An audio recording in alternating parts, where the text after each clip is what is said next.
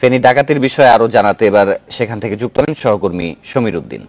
সমীর, নৈশ প্রহরীকে হত্যার বিষয়ে কি কোনো মামলা হয়েছে, আর কি পরিমাণ মালামাল লুট করা হয়েছে জানতে পেরেছেন কিছু? আপনাকে বলে রাখি যে আজ ভোরের বেলায় কিন্তু এই ঘটনাটি ঘটেছে। নৈশ প্রহরী হত্যার ঘটনায় এখনো মামলা হয়নি। আমরা ভারপ্রাপ্ত কর্মকর্তার সাথে কথা বলেছিলাম, তিনি বলছেন যে এটার প্রস্তুতি চলছে এবং এটার সাথে আরো অন্য কেউ জড়িত আছে কিনা সে বিষয়ে তারা তদন্ত করছে। তদন্ত সাপেক্ষে তা আসলে এই মামলাটা গ্রহণ করা হবে। আর নিহত এই তিন সদস্য তাদের পরিচয় পাওয়া গেছে।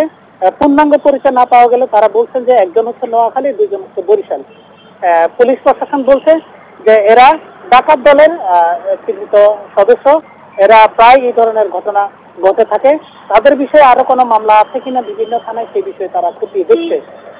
আপনাকে বলে রাখি যে এই বিষয়ে যে পরিমাণ মালামাল লুট করার কথা ছিল, আসলে মালামাল যখন গাড়িতে তুলে তাকে বোঝাই করে তখনই কিন্তু নৈশ প্রহরী দেখে ফেলে এবং নৈশ প্রহরী ছিল ওই বাজারের যে আরো অনেকগুলো গার্ড আছে তাদের সাথে সমন্বিত একজন সদস্য। সে দেখার সাথে সাথে চিৎকার করে তার ডাকাত দলেরা তাকে আটক করে এবং তাকে গামছা পেঁচিয়ে মুখ শ্বাসরোধ করে তাকে কিন্তু হত্যা করে। এটি ছিল ডাকাত দলের কৌশল এবং ওখানকার জনস্থানীয় মানুষজন এটা শুনতে পায়, তখন মসজিদে মাইকিং করে তারা পালিয়ে যায়। তাদের চিৎকারের সাথে পুলিশকে খবর দেয়, পুলিশও এসে তাদেরকে ধাওয়া করলে তারা পালিয়ে যাওয়ার সময় তাদেরকে ধরতে না পারে, তারা পুলিশের সাথে গোলাগুলি হয়।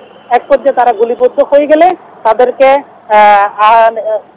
গুলিবিদ্ধ অবস্থা হাসপাতালে নিয়ে যাওয়ার পথেই দুজন মৃত্যু হয়, আরেকজনকে হাসপাতালে নেওয়ার পরে দুজন মৃত্যু হয়, নিহত হয়েছে বলে আমাকে সেখানকার ভারপ্রাপ্ত কর্মকর্তা আমাদেরকে বলিয়েছিলেন। এই ছিল আমার কাছে এখানকার ফেনীর সর্বশেষ ডাকাতি নিহত ঘটনা সর্বশেষ পরিস্থিতি। ফেনীতে ডাকাতি চেষ্টার ঘটনার সর্বশেষ তথ্য জানাচ্ছিলেন আমাদের সহকর্মী।